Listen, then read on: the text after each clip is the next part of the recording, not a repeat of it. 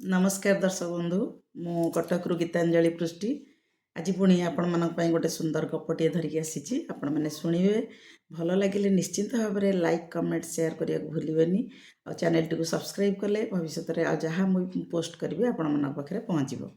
आसतु आज शुणा गोटे गपर ना हूँ प्रेम पाई ऋतुटीए।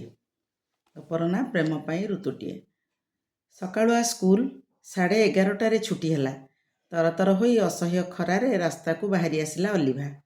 एही सप्ताहे हेब नुआ करी पंचायत हाईस्कूल रे विज्ञान शिक्षयित्री भाव कार्य जोग देइछि से। घर ठारू 25 किलोमीटर बाट ताकू बस रे आसिबाकू पड़ुछि। प्रथमे 2 दिन बापा आसीथिले सांगरे, एबे से एकाकी आसुछि। जोरे पाद पकाइला अलिभा। हठात कुआडे थिला केजाणी काल बैसाखी मेघटा घोटी आसिला। अजाड़ी होई पड़िला तुहाकू तुहा। ता सांगकू पवन। किछि उपाय न पाई भୟରେ रास्ता कड़े थिबा बड़ बरगछ तले आश्रय नेला अलिभा। ठाकुरंकु डाकुथाए, प्रभु ए विपदरू रक्षा कर। एतिकी बेले छता धरी सही बाट देई जाउथिबा जणे साइकेल आरोही अलिभाकू असहाय अवस्था देखि अटकी गले सेठारे। छताटी अधा ओदा होइथिबा अलिभा हाथकू बढ़ाई देले। विस्मय चाहिला अलिभा। व्यस्त हुअंतुनी मैडम, मु काली स्कूलू नहीं आसबि कही वर्षारे ओदा होई चलीगले से युवक जनक। अलिभा तटस्थ होई चाहिथिला दृष्टिपथरू अंतर्धान हेबा जाए से उपकारी व्यक्ति जनकू। कृतज्ञतारे मुंड नई जाउथिला तार। परदिन छताटीकू सुखाई जत्नर सहित सांगरे नहीं आसीथिला अलिभा। अपेक्षा करिथिला केतेबेले छतार मालिक आसिबे तांकू फेराई दे कृतज्ञता ज्ञापन करिवो। अथच से आसिलेनी।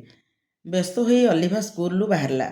दूररू देखिला बरगछ तले केही जणे बाइक उपरे बसिछंती। पाखरे पहुंची से चिन्हि पारिला कालीर सेही व्यक्ति। से नमस्कार करी छताटीकू बढ़ाई देला। नियंतु, अशेष धन्यवाद आपणकू। एतिकी कही जिबाकू उद्यत हैला अलिभा। शुणंतु, डाकरे पछकू फेरी चाहिला से। सुंदर लाल गोलापटे बढ़ाई देले ता हाथकू कहिले, ग्रहण करिबा न करिबा आपणक इच्छा उपरे निर्भर करे। बाइक रे बसंतु, मु छाड़ीदेवी। अलिभा पाटिरे भाषा नथिला प्रतिवाद पाई। कौन सबू नाटकीय भाव में घटी जाउछि से किछि बुझी पारु नथिला। चुपचाप बाइक रे बसी पड़िला अलिभा। बाटरे खाली पचारिला, आपणक नाटा? रितेश महांती। चलित वर्षर ओएस टपर। ट्रेनिंग सरीछि। आसंता मासरे पोस्टिंग हेब। बस स्टॉप होई जाइथिला। बाइक रु ओह्लाइला अलिभा। खुशी रे ता पाद तले लागु नथिला। बसर गति सहित ता मनर गति आहुरी चंचल थिला। अद्भुतपूर्व आनंदरे से घरे पहुँचला। मामा पचारे, मारे आज भारी खुशी जना पड़ुछु। अलिभा हसीदेला, ना मामा सेमती किछि नाही। परदिन से अधिक टिके सजेई होई स्कूल आसिला। हेले तार स्कूल कामरे आदौ मन नथिला। तार आखि दुईटी खोजुथिला रितेशकू। खूब सादा सीधा आकर्षणीय व्यक्तित्व। स्कूल छुट्टी हैला। विरस मनरे रास्ता को बाहरी चलिबाकू लागिला से। हठात बाइक अटकिबा शब्दरे पछकू फेरी चाहिला। कौन ठीक कले मैडम? वो प्रस्ताव को मंजूर करिछंती ना नहीं? पचारला रितेश। हेले कौन हेले?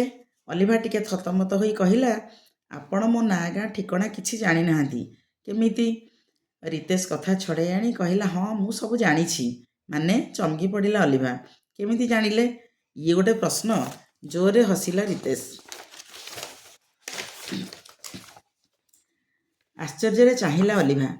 रितेश आउ संदेह रे न रखी सीधा सीधा कहिला, आपणक स्कूल हेडमिस्ट्रेस रंजिता महांती ठारू।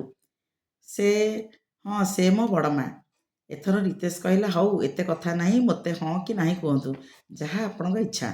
आपण मते भल लागिछंती बास। अलिभा धीरे हाँ कही तार सम्मति जणाइला।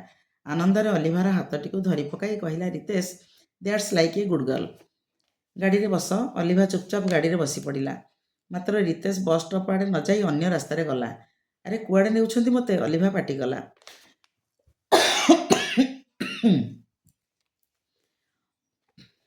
व्यस्त हुअंतुनी, यथास्थान रे खूब शीघ्र तुमको पहुंचाई दिया जिवो, कहिला रितेश।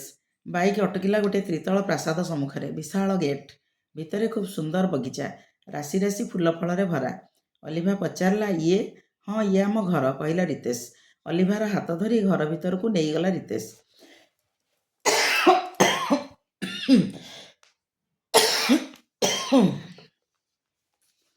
ड्रॉइंग रूम रे बसाई दे डाक पकाइला, मा मा।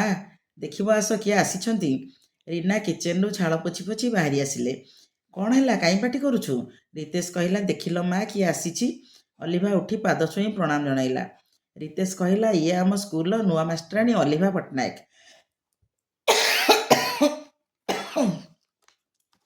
ଯାହା କଥା ମୁଁ କାଲି କହୁଥିଲି ନା ତୁମକୁ।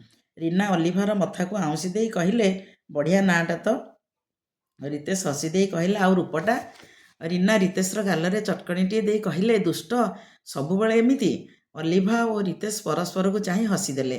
ରୀନା ଭାବି ବଧୂ ଅଲିଭାକୁ ଆଦରରେ ଖୁଆଇ ପିଆଇ ତାଙ୍କ ଘର କଥା ସବୁ ବୁଝିଲେ। ରିତେଶକୁ କହିଲେ ଶୀଘ୍ର ଛାଡ଼ି ଦେଇ ଆସିବା ପାଇଁ। ବସ୍ ଷ୍ଟପ୍ରେ ପହଞ୍ଚି ବସ୍ର ପ୍ରତୀକ୍ଷାରେ ଗୋଟେ ଦୋକାନ ସମ୍ମୁଖରେ ବେଞ୍ଚରେ ବସିଲେ ଦୁଇଜଣ। ରିତେଶ ନୀରବତା ଭାଙ୍ଗି ପ୍ରଶ୍ନ କଲା, କ'ଣ ଭାବୁଛ? ଏତେ ଶୀଘ୍ର ଏମିତି ନିଷ୍ପତ୍ତି ନେବା ଠିକ୍ ନୁହେଁ, କହିଲା ଅଲିଭା। ଆଚ୍ଛା, ଆହୁରି ସନ୍ଦେହ ଅଛି ମୋ ଉପରେ? ମୁଁ ଖାଣ୍ଟି ନା ଭେଜାଲ? ତାହେଲେ ପରୀକ୍ଷା ଦେବାକୁ ପଡ଼ିବ। ଓଃ ସରି, ନାଇଁ ଏମିତି କହିଦେଲି। ବସ୍ ଆସିଯାଇଥିଲା। ଅଲିଭା ରିତେଶଠାରୁ ବିଦାୟ ନେଇ ବସ୍ରେ ଚଢ଼ିଲା।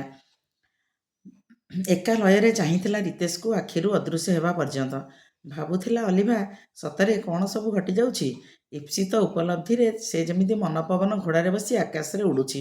ତା ପ୍ରେମର ପୃଥିବୀ ଋତୁଟିଏ ଖୋଜୁଛି। ଧନ୍ୟବାଦ।